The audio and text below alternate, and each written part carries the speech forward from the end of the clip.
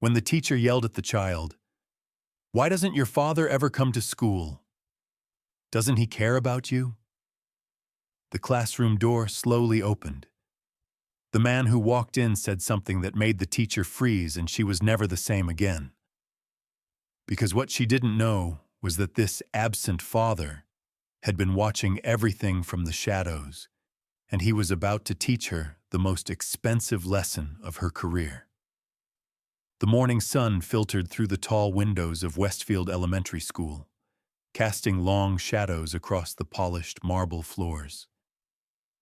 It was the kind of school that whispered wealth in every corner, from the mahogany-paneled walls to the crystal chandeliers hanging in the main hallway. Parents dropped off their children in luxury SUVs and European sedans, each one more expensive than the last. Ms. Patricia Hendricks had been teaching third grade at Westfield for 15 years, long enough to know exactly where she stood in the school's unspoken hierarchy. She wasn't from old money like some of the families she served, but she understood the rules.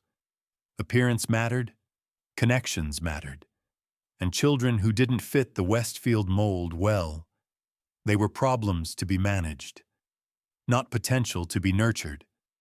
At 52, Patricia had developed a sharp eye for identifying the scholarship kids, the ones whose families scraped together tuition payments or qualified for the school's limited financial aid program.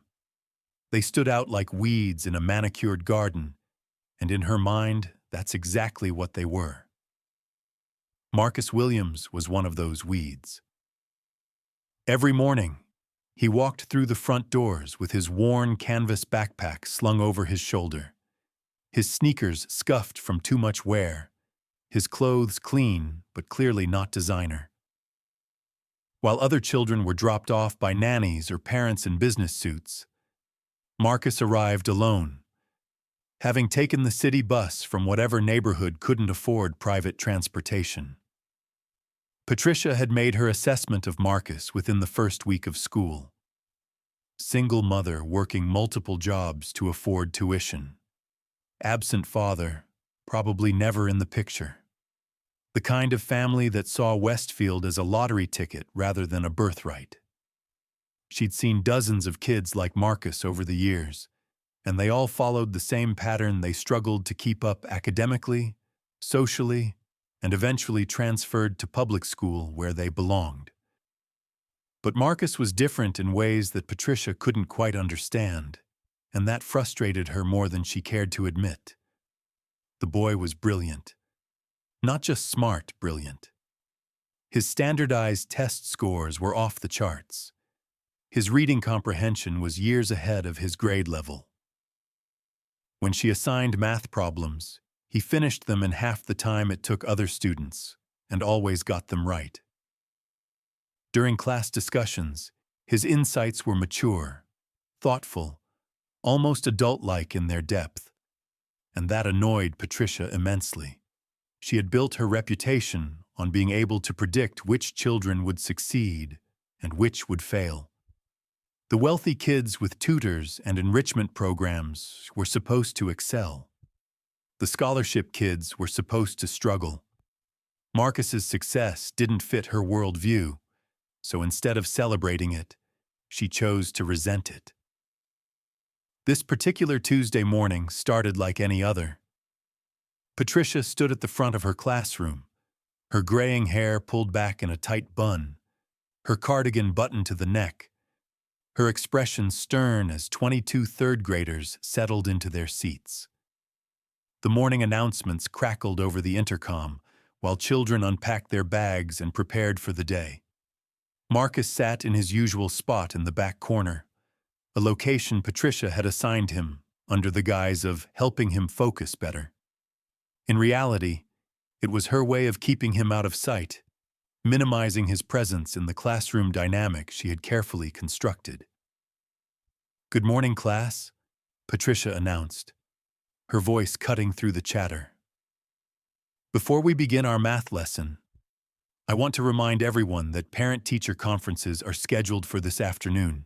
A ripple of excitement went through the room. Children loved parent-teacher conference days because it meant early dismissal and the chance to show off their work to their families. I expect all of your parents to attend, Patricia continued, her eyes scanning the room before landing on Marcus. This is an important opportunity for families to stay engaged in their children's education. Marcus shifted uncomfortably in his seat. He knew his mother, Carmen, was working double shifts at the hospital this week and wouldn't be able to attend. She had called the school yesterday to explain, but Patricia had made it clear that work commitments weren't acceptable excuses for missing educational obligations. "Marcus," Patricia called out, her voice sharp enough to make several children turn around. "Your mother called yesterday with another one of her excuses. I suppose your father will be attending instead." The classroom fell silent. It was the kind of loaded question that every child recognized as dangerous, even if they couldn't articulate why. Marcus looked down at his hands. "I don't think so, ma'am." "You don't think so?" Patricia's voice rose slightly. "Don't you think education is important enough for at least one parent to show up?" A few children exchanged glances. They knew Marcus was a target, but they also knew better than to defend him. Patricia had a way of redirecting her displeasure onto anyone who challenged her authority. "My mom really wanted to come," Marcus said quietly, his voice barely audible. "She just couldn't get the time off work."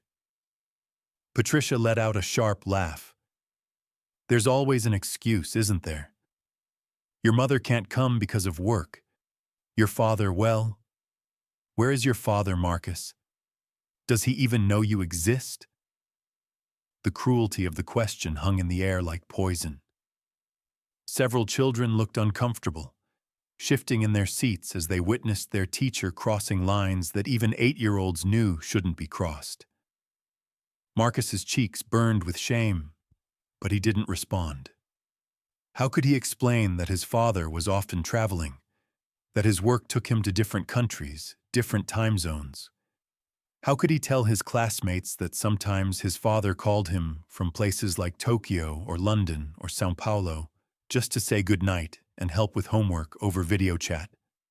He couldn't, because Patricia had never asked. She had never shown interest in his actual family situation. She had simply made assumptions and treated those assumptions as facts. "This is exactly the problem with families like yours," Patricia continued, her voice getting louder, more aggressive. "Parents who think they can just dump their children at an expensive school and expect us to raise them. Parents who can't be bothered to participate in their child's education because they're too busy with their own lives." She moved closer to Marcus's desk, towering over him. "Your father doesn't come to school events. He doesn't attend conferences. He doesn't even pick you up most days. So tell me, Marcus, why doesn't your father ever come to school? Doesn't he care about you?" The words hit Marcus like physical blows. His eyes filled with tears, but he fought to keep them from falling. He couldn't let his classmates see him cry. He couldn't give Patricia the satisfaction of knowing how much her words hurt. But what Marcus didn't know was that his father had been listening to every word. David Williams stood in the hallway outside the classroom, his hand frozen on the door handle, his jaw clenched as he heard his son being humiliated by someone who was supposed to be educating him. He had arrived early for what he thought would be a routine parent-teacher conference, but instead, he was witnessing something that made his blood boil. David had built his wealth from nothing. He grew up in neighborhoods where teachers like Patricia Hendricks wouldn't dare to venture, where children were written off before they had a chance to prove themselves. He had promised himself that his son would never face that kind of prejudice, that Marcus would have every advantage, every opportunity. He had chosen Westfield specifically because of its reputation for excellence, its promise to nurture young minds regardless of background. He had donated generously to the school, funded programs, supported initiatives, all while maintaining a low profile because he believed in the institution's mission. But now he was discovering that even in the most expensive private school in the city, his son was facing the same discrimination that David had experienced decades earlier. The only difference was that this time, the person wielding that discrimination was getting paid handsomely to educate children, not tear them down. David Williams wasn't just successful, he was formidable. His company, Williams Global Enterprises, employed over 12,000 people across 4 continents. He had advised presidents, negotiated with world leaders, and built an empire worth over $2 billion. But none of that mattered as much as the 8-year-old boy sitting in that classroom, trying not to cry while an adult systematically destroyed his self-worth. As Patricia continued her tirade, describing all the ways that families like Marcus's failed their children, David made a decision. He was done listening. It was time to act. The classroom door opened slowly, quietly, but the change in atmosphere was immediate. Every conversation stopped. Every child turned.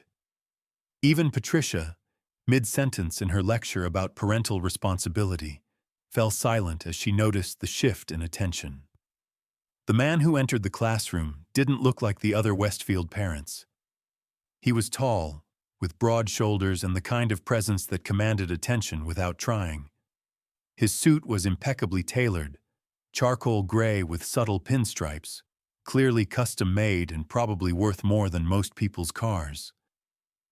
His shoes were Italian leather. His watch was understated but expensive, and his overall appearance suggested someone accustomed to boardrooms and 5-star hotels. But it was his face that captured attention. There was something in his expression, a controlled fury, a dangerous calm that made everyone in the room instinctively straighten up. "Excuse me," he said, his voice quiet but carrying absolute authority. "I believe you were asking about Marcus's father." Patricia blinked, her confidence wavering as she tried to process what she was seeing. This wasn't the absent, irresponsible parent she had been describing moments earlier. This was someone who clearly belonged in the highest echelons of society, someone who probably had more influence and resources than anyone she had ever encountered. "I'm sorry," she stammered. "Who are you?" The man stepped further into the classroom, his movements deliberate and controlled. "I'm David Williams, Marcus's father." The silence that followed was profound. Patricia's face went through a series of expressions: confusion, recognition, and finally, dawning horror as she realized the magnitude of her mistake. "Mr. Williams," she managed to say, her voice suddenly much smaller. "I wasn't expecting you to—" "No," David interrupted calmly. "I imagine you weren't expecting me at all. Based on what I just heard, you've spent considerable time discussing my absence and speculating about my priorities." He walked to the center of the classroom, his presence filling the space in a way that made everyone else seem smaller. The children who remained quickly gathered their belongings and filed out, sensing that this was not a conversation meant for young ears. Marcus started to stand as well, but David placed a gentle hand on his shoulder. "Stay seated, son. Ms. Hendricks and I need to have a discussion about your education." Patricia's hands were trembling now. She had been teaching long enough to recognize when she had made a catastrophic error, and this was definitely one of those moments. "Mr. Williams," she began, trying to salvage the situation, "if I said something that came across as inappropriate." Inappropriate. David's eyebrows raised slightly, his tone remaining dangerously calm. "Is that how you'd characterize publicly humiliating an 8-year-old child? Questioning his worth based on assumptions about his family? Suggesting that his father doesn't care about him?" He pulled out his phone, a gesture that made Patricia's heart race. Would you like to hear exactly what you said? Because I have it all recorded. The color drained from Patricia's face. Recorded? Hey, Ms. Hendricks, David continued, his voice still level but carrying an unmistakable edge. Before we discuss your teaching methods, let me share some information about the child you just spent 10 minutes humiliating. He moved to Marcus's desk, placing a protective hand on his son's shoulder. Marcus scores in the 98th percentile on every standardized test administered by this school. His reading comprehension is at a 6th grade level. He's been accepted into the district's advanced mathematics program. His essay about social justice was selected for the state elementary writing competition. Patricia stared at him, speechless. But you wouldn't know any of that? David continued. Because you've been too busy making assumptions about his family situation to actually pay attention to his academic performance. He walked to the window, looking out at the manicured campus before turning back to face her. You want to know why I haven't been to school events? Why I haven't attended previous conferences? Because I've been building a company that employs 12,000 people. Because I've been traveling to ensure that businesses in underserved communities have access to capital and resources. Because I've been working to create opportunities for children who come from backgrounds like mine backgrounds that people like you write off before giving them a chance. Patricia's mouth opened and closed, but no words came out. Let me tell you about Marcus's mother, David continued, his tone becoming even more pointed. Carmen Williams is a trauma surgeon at Children's Memorial Hospital. She works 18-hour shifts, saving lives. She volunteers at free clinics in low-income neighborhoods. She's currently completing her MBA while maintaining a full-time medical practice. And yes, sometimes her work schedule conflicts with school events because she's literally saving children's lives. He paused, letting that information sink in. But again, you wouldn't know that because you never bothered to ask. You saw a child who didn't fit your preconceived notions of what a Westfield family should look like, and you decided he was a problem to be managed, rather than a student to be educated. Patricia finally found her voice, though it came out as barely a whisper.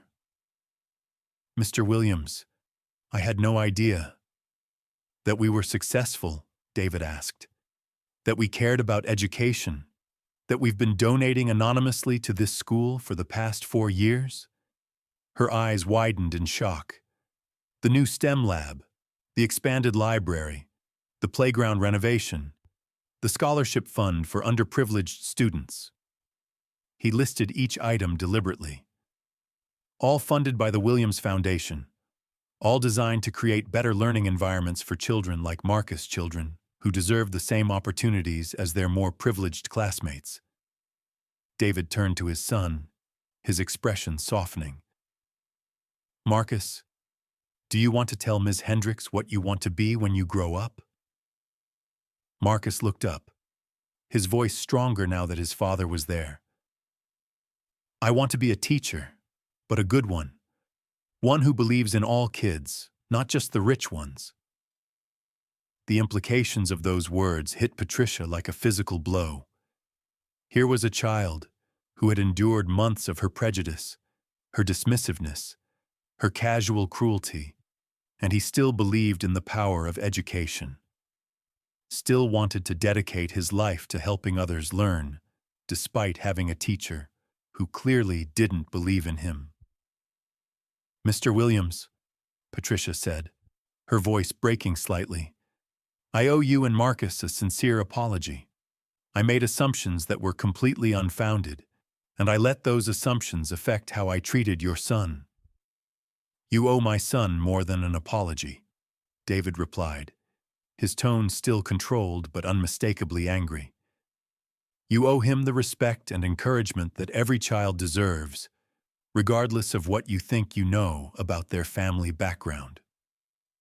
He helped Marcus pack his backpack, his movements careful and deliberate. You see, Ms. Hendricks, I could end your career with a single phone call. I sit on the school's board of trustees, though I've maintained a low profile. I could have you removed from your position, file a discrimination complaint, make your professional life very difficult. Patricia's breath caught in her throat, her career flashing before her eyes. But I won't, David continued, because that would make me just like you, someone who uses power to hurt instead of help. Someone who punishes people for not meeting arbitrary expectations. He slung Marcus's backpack over his shoulder and took his son's hand. What I will do is transfer Marcus to a school where teachers see potential instead of problems, where educators understand that a child's worth isn't measured by the designer labels on their clothes or the luxury cars in the pickup line. As they reached the door, David turned back one final time. Oh, and Ms. Hendricks, the next time you decide to make assumptions about a family's priorities or circumstances, remember this conversation.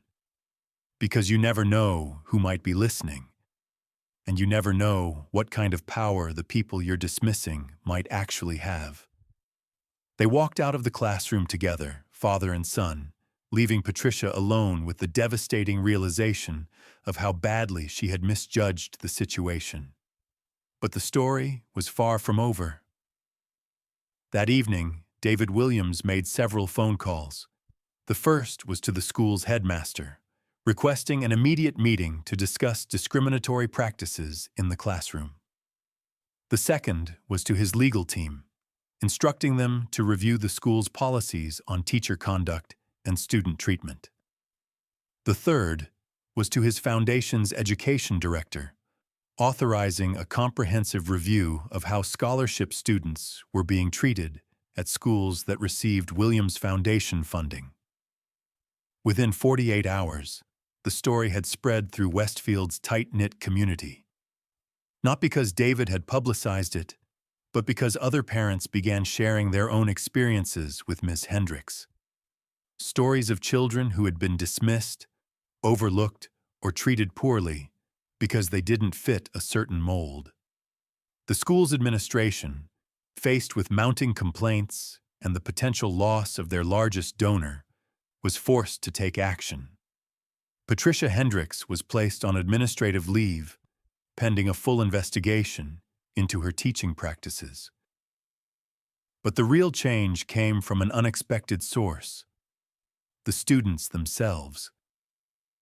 Marcus's classmates, many of whom had witnessed the confrontation, began talking to their parents about what they had seen. Children who had been afraid to speak up before found their voices. Stories emerged of other students who had been targeted, other families who had been judged unfairly. The incident sparked a school-wide conversation about inclusion, respect, and the true meaning of educational excellence. The Westfield community was forced to confront uncomfortable truths about their own biases and assumptions. David Williams used the momentum to launch a new initiative through his foundation, the Marcus Williams Program for Educational Equity. The program trained teachers to recognize and combat unconscious bias, provided resources for families navigating elite educational environments, and created mentorship opportunities that connected successful professionals with students from diverse backgrounds. Patricia Hendricks, after completing a mandatory training program on cultural sensitivity and inclusive education, was eventually allowed to return to teaching. But she was never the same. The incident had forced her to confront the prejudices she didn't even realize she held, the assumptions that had shaped her interactions with students for years. She began to see her students differently, to look beyond surface appearances and find the potential that had always been there. She started calling parents with good news instead of just problems.